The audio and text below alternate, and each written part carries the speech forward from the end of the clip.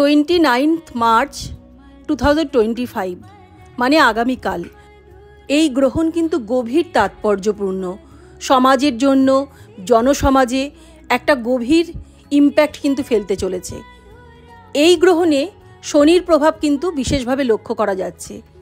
জ্যোতিষমতে বিভিন্ন রাশির জাতক জাতিকাদের ওপর কিন্তু গভীর প্রভাব পড়তে চলেছে।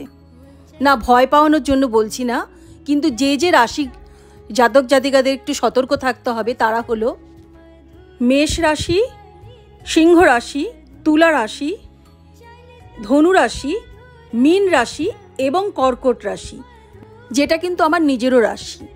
তো এই সমস্ত রাশির জাতক জাতিকাদের একটু সতর্ক থাকতেই হবে।